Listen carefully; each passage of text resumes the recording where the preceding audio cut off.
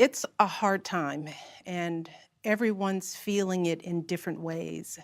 And I know a lot of folks are reluctant to tune into a political convention right now or to politics in general.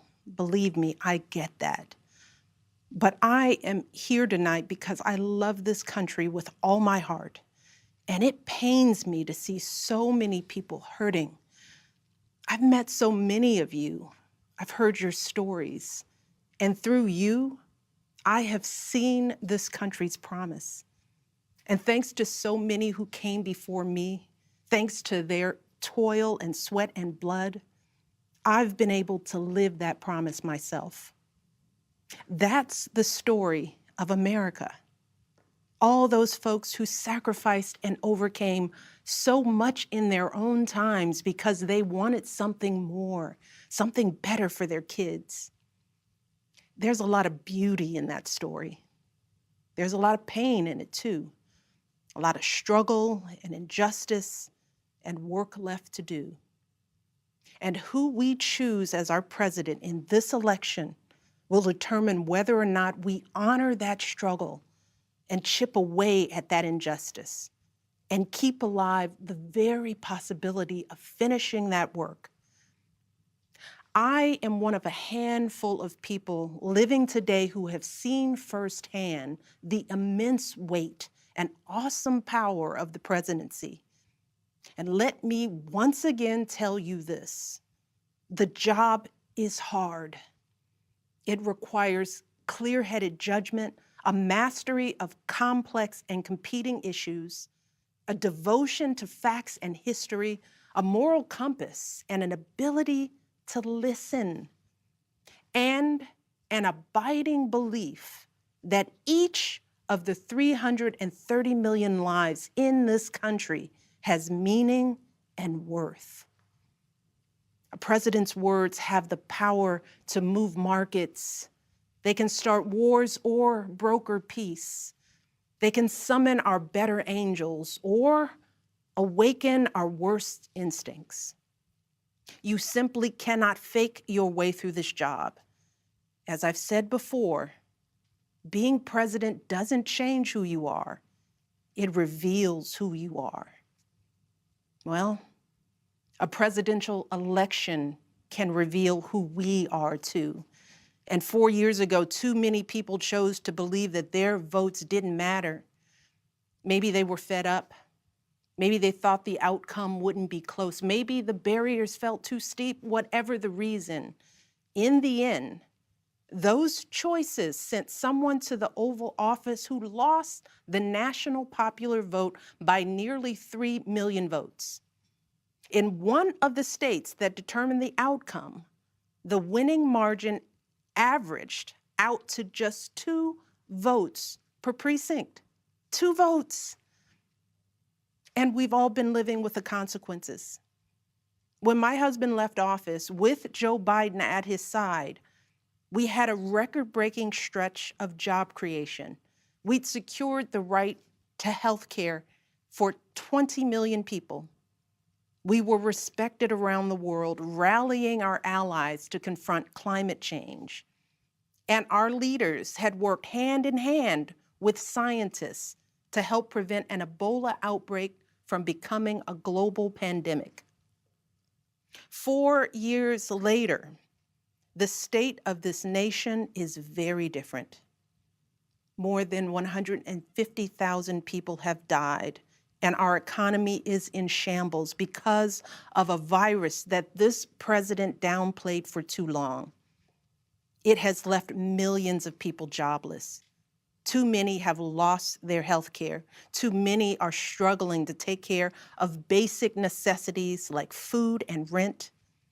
Too many communities have been left in the lurch to grapple with whether and how to open our schools safely. Internationally, we've turned our back, not just on agreements forged by my husband, but on alliances championed by presidents like Reagan and Eisenhower. And here at home, as George Floyd, Breonna Taylor, and a never-ending list of innocent people of color continue to be murdered stating the simple fact that a Black life matters is still met with derision from the nation's highest office. Because whenever we look to this White House for some leadership or consolation or any semblance of steadiness, what we get instead is chaos, division, and a total and utter lack of empathy. Empathy, that's something I've been thinking a lot about lately. The ability to walk in someone else's shoes. The recognition that someone else's experience has value too. Most of us practice this without a second thought. If we see someone suffering or struggling, we don't stand in judgment, we reach out. Because there, but for the grace of God, go I. It is not a hard concept to grasp. It's what we teach our children. And like so many of you, Barack and I have tried our best to instill in our girls a strong moral foundation to carry forward the values that our parents and grandparents poured into us.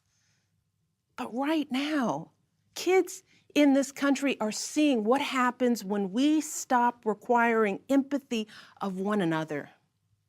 They're looking around wondering if we've been lying to them this whole time about who we are and what we truly value. They see people shouting in grocery stores, unwilling to wear a mask to keep us all safe.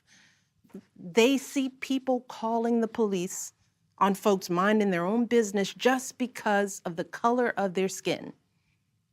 They see an entitlement that says only certain people belong here, that greed is good and winning is everything, because as long as you come out on top, it doesn't matter what happens to everyone else.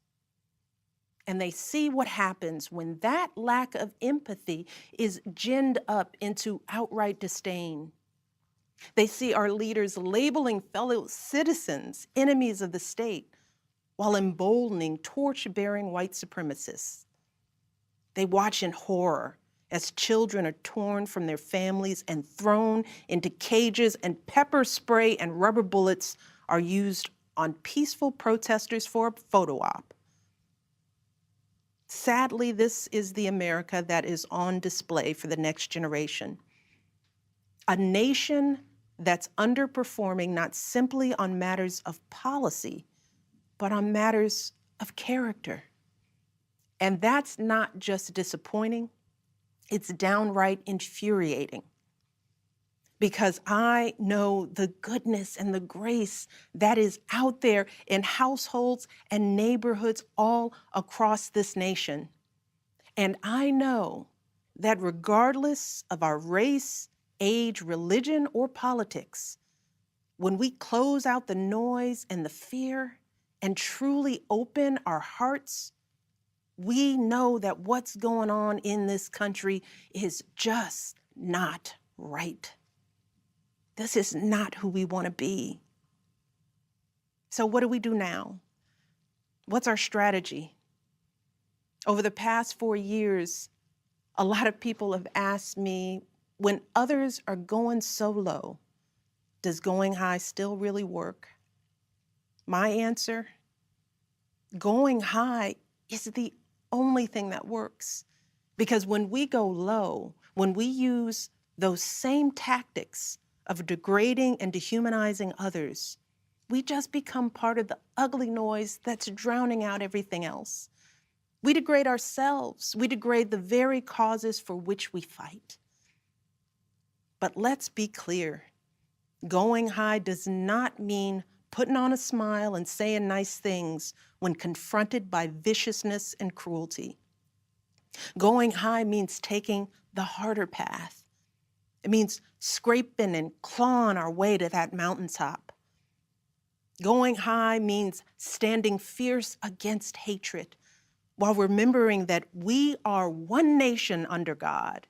And if we want to survive, we've got to find a way to live together and work together across our differences. And going high means unlocking the shackles of lies and mistrust with the only thing that can truly set us free, the cold, hard truth. So let me be as honest and clear as I possibly can. Donald Trump is the wrong president for our country. He has had more than enough time to prove that he can do the job, but he is clearly in over his head. He cannot meet this moment. He simply cannot be who we need him to be for us. It is what it is. Now, I understand that my message won't be heard by some people. We live in a nation that is deeply divided, and I am a Black woman speaking at the Democratic Convention. But enough of you know me by now. You know that I tell you exactly what I'm feeling. You know I hate politics, but you also know that I care about this nation. You know how much I care about all of our children. So if you take one thing from my words tonight, it is this. If you think things cannot possibly get worse, trust me, they can and they will if we don't make a change in this election. If we have any hope of ending this chaos, we have got to vote for Joe Biden like our lives depend on it. I know Joe. He is a profoundly decent man, guided by faith. He was a terrific vice president. He knows what it takes to rescue an economy, beat back a pandemic, and lead our country. And he listens. He will tell the truth and trust science. He will make smart plans and manage a good team. And he will govern as someone who's lived a life that the rest of us can recognize. When he was a kid, Joe's father lost his job. When he was a young senator, Joe lost his wife and his baby daughter. And when he was vice president, he lost his beloved son. So Joe knows the anguish of sitting at a table with an empty chair, which is why he gives his time so freely to grieving parents. Joe knows what it's like to struggle, which is why he gives his personal phone number to kids overcoming a stutter of their own. His life is a testament to getting back up. And he is going to channel that same grit and passion to pick us all up, to help us heal and guide us forward. Now, Joe is not perfect, and he'd be the first to tell you that. But there is no perfect candidate, no perfect president, and his ability to learn and grow, we find in that the kind of humility and maturity that so many of us yearn for right now. Because Joe Biden has served this nation his entire life without ever losing sight of who he is. But more than that, he has never lost sight of who we are, all of us. Joe Biden wants all of our kids to go to a good school, see a doctor when they're sick, live on a healthy planet. And he's got plans to make all of that happen. Joe Biden wants all of our kids, no matter what they look like, to be able to walk out the door without worrying about being harassed or arrested or killed. He wants all of our kids to be able to go to a movie or a math class without being afraid of getting shot. He wants all our kids to grow up with leaders who won't just serve themselves and their wealthy peers, but will provide a safety net for people facing hard times. And if we want a chance to pursue any of these goals, any of these most basic requirements for a functioning society, we have to vote for Joe Biden in numbers that cannot be ignored. Because right now, folks who know they cannot win fair and square at the ballot box are doing everything they can to stop us from voting. They're closing down polling places in minority neighborhoods. They're purging voter rolls. They're sending people out to intimidate voters, and they're lying about the security of our ballots. These tactics are not new. But this is not the time to withhold our votes in protest or play games with candidates who have no chance of winning. We have got to vote like we did in 2008 and 2012. We've got to show up with the same level of passion and hope for Joe Biden. We've got to vote early, in person if we can. We've got to request our mail-in ballots right now, tonight, and send them back immediately. And follow up to make sure they're received. And then make sure our friends and families do the same. We have got to grab our comfortable shoes, put on our masks, pack a brown bag dinner and maybe breakfast too, because we've got to be willing to stand in line all night if we have to. Look, we have already sacrificed so much this year. So many of you are already going that extra mile. Even when you're exhausted, you're mustering up unimaginable courage to put on those scrubs and give our loved ones a fighting chance. Even when you're anxious, you're delivering those packages, stocking those shelves, and doing all that essential work so that all of us can keep moving forward.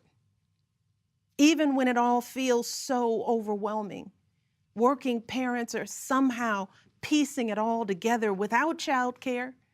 Teachers are getting creative so that our kids can still learn and grow. Our young people are desperately fighting to pursue their dreams.